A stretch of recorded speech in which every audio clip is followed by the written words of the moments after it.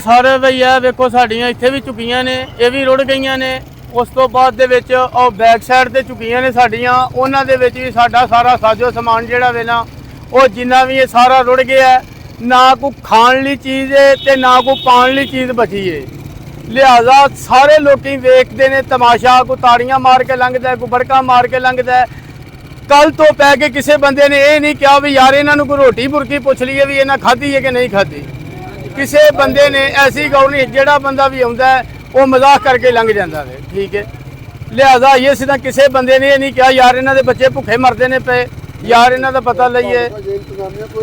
ਕੋਈ ਨਹੀਂ ਸਰ, ਐਸਾ ਕੋਈ ਬੰਦਾ ਨਹੀਂ ਸਾਡੇ ਕੋਲ ਪਹੁੰਚਿਆ ਵੀ ਜਿਹੜਾ ਸਾਨੂੰ ਕੋਈ ਪੁੱਛ ਸਕੇ ਵੀ ਤੁਸੀਂ ਬਚੇ ਹੋ ਜਾਂ ਨਹੀਂ ਬਚੇ, ਜਾਂ ਰੁੜ ਗਏ ਹੋ, ਜਾਂ ਤੁਹਾਡੇ ਬੱਚਿਆਂ ਰੋਟੀ ਖਾਧੀ ਹੈ ਜਾਂ ਪਾਣੀ ਪੀਤਾ ਹੈ ਜਾਂ ਨਹੀਂ, ਤੁਹਾਡੇ ਕੋਲ ਉੱਤੇ ਲੈਣ ਲਈ ਕੁਛ ਹੈ। ਇੰਤਜ਼ਾਮੀਆਂ ਭਰਪੂਰ ਤਾਵਨ ਕਰਦੀ ਹੈ ਵੀ ਤੁਸੀਂ ਕੋਈ ਸ਼ੈ ਨਹੀਂ ਸਾਡੇ ਨਾਲ ਕਿਸੇ ਨੇ ਤਾਵਨ ਸਰ ਕੀਤਾ। ਪਰਲੇ ਚਿੱਠਾ ਰੋਡ ਦੇ ਬਾਅਦ ਤਾਵਨ ਕੀਤਾ ਹੈ, ਉਹ ਆਸ-ਪਾਸ ਬੜਾ ਹੋ ਸਕਦਾ ਸਰ। ਵੇਖੋ ਸਾਡੇ ਰਿਸ਼ਤੇਦਾਰ ਸ਼ਹਾਦੇ ਫਾਟਕ ਤੇ ਵੀ ਨੇ, ਉਹ ਵੀ ਵਿਚਾਰੇ ਜਿਹੜੇ ਨੇ ਜਲੀਲੋ ਖਵਾਰ ਹੁੰਦੇ ਨੇ, ਰੋਡ ਦੇ ਉੱਤੇ ਬੈਠੇ ਨੇ, ਠੀਕ ਹੈ।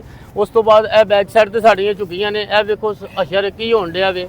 ਬੱਚੇ ਸਾਡੇ ਜਿਹੜੇ ਨੇ ਜਲੀਲ ਹੋਣ ਡੇ ਨੇ। ਕੋਈ ਬੰਦਾ ਸਾਨੂੰ ਰੋਟੀ ਖਾਣੀ ਤੇ ਦੂਰ ਦੀ ਗੱਲ ਹੈ, ਕੋਈ ਪਾਣੀ ਨਹੀਂ ਪੁੱਛਦਾ ਪਿਆ ਵੀ ਯਾਰ ਤੂੰ ਤਾਂ ਪਾਣੀ ਵੀ ਪੀਣਾ ਹੈ ਕਿ ਨਹੀਂ ਪੀਣਾ।